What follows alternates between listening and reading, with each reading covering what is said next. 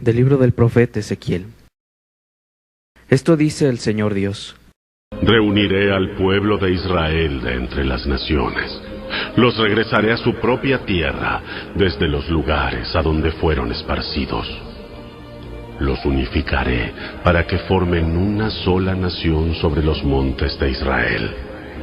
Un rey los gobernará a todos. Ya no estarán divididos en dos naciones o en dos reinos. Nunca más se contaminarán con ídolos, ni con imágenes repugnantes, ni rebelión, porque los salvaré de su apostasía pecaminosa y los limpiaré.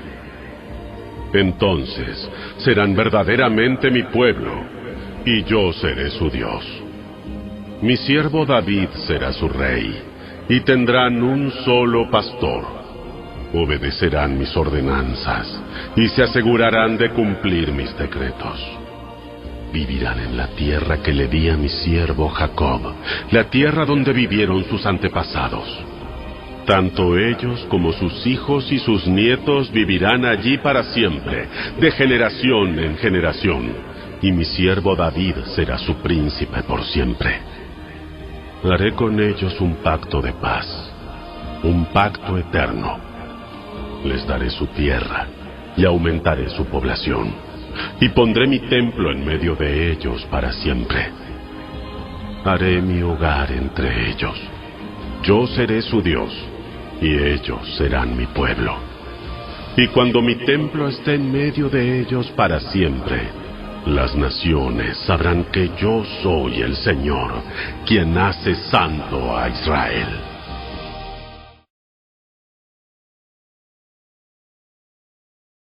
El Señor nos guardará como un pastor a su rebaño.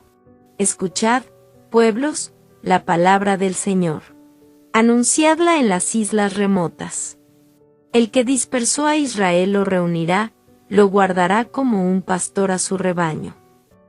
El Señor nos guardará como un pastor a su rebaño. Porque el Señor redimió a Jacob, lo rescató de una mano más fuerte.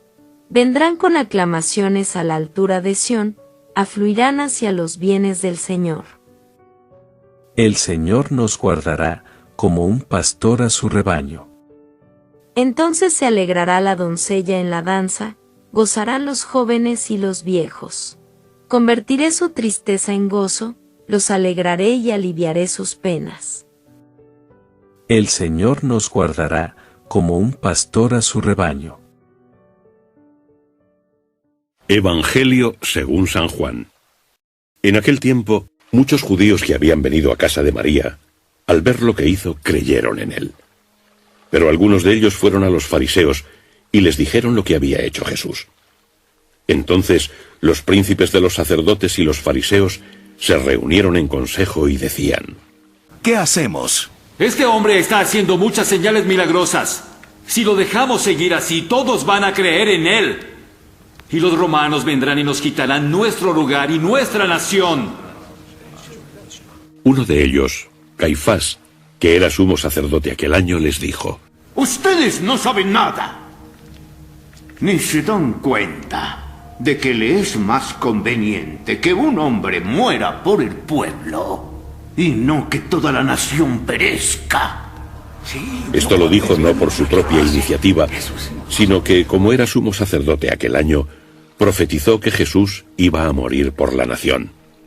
Y no solo por la nación, sino para reunir también en uno a los hijos de Dios que estaban dispersos. Así que desde aquel día decidieron darle muerte. Por eso Jesús no andaba ya en público entre los judíos, sino que se marchó de allí a una región cercana al desierto, a una ciudad llamada Efraín, donde se quedó con los discípulos. Estaba próxima la Pascua de los judíos, y muchos de aquella región subieron a Jerusalén antes de la Pascua para purificarse. Los que estaban en el templo buscaban a Jesús y se decían: ¿Qué os parece? ¿Acaso vendrá a la fiesta? Los príncipes de los sacerdotes y los fariseos habían dado órdenes de que si alguno sabía dónde estaba, lo denunciase, con el fin de prenderlo.